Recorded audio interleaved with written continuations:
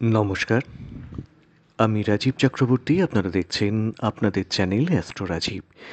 আজকে অ্যাস্ট্রো রাজীব চ্যানেলে থাকছে ধর্মকথা। আপনারা জানেন ধর্মকথা যেমন থাকে জ্যোতিষ আলোচনা, মাসিক রাশিফল।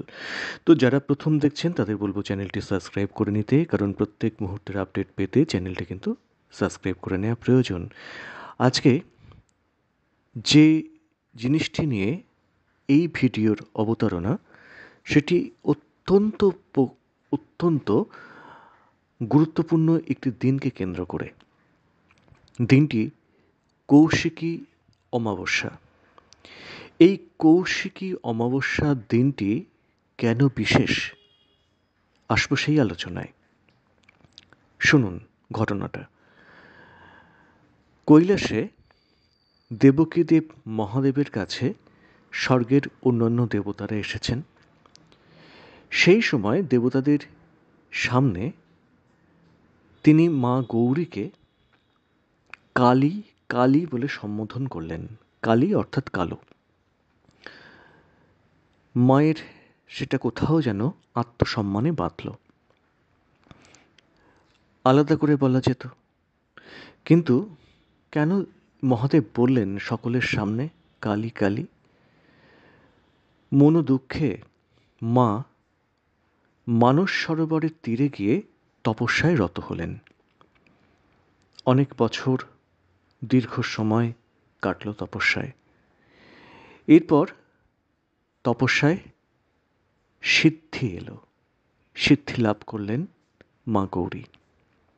সেই দিন তিনি মানস সরোবরের জলে স্নান করলে তার দেহের যাবতীয় কৃষ্ণ কোষ অর্থাৎ কালো কোষ সেটি গা থেকে খসে পড়ল। মায়ের গায়ের রং আরও উজ্জ্বল এবং স্বর্ণালী হয়ে উঠল। যে কৃষ্ণ কোষ সেদিন ঝরে পড়ল মায়ের শরীর থেকে, সেই কোষ থেকে জন্ম নিলেন এক কালো বর্ণের দেবী, দেবী কৌশিকী।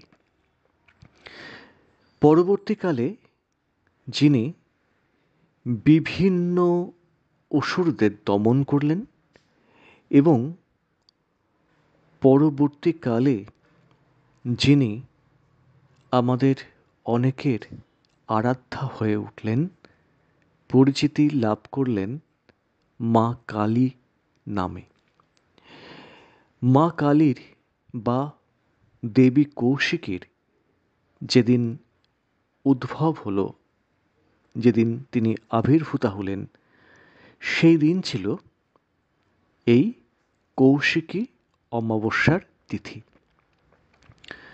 সেই জন্যে দেবী কৌশিকী বা মা কালীর আবির্ভাব তিথি হিসেবে যদি ধরা হয়, বা বলতে পারেন জন্মদিন, মা কৌশিকীর জন্মদিন বা আবির্ভাব তিথি যাই বলুন, সেই দিনটি এই কৌশিকী অমাবস্যা।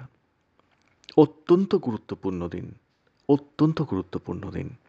এই দিন মায়ের কাছে আপনারা পুজো দিন, মনোবাঞ্ছা যেটা সেটা মায়ের কাছে রাখুন, মায়ের স্মরণে থাকুন।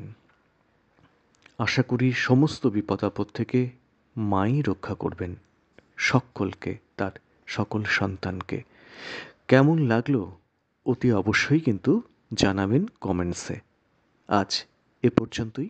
নমস্কার।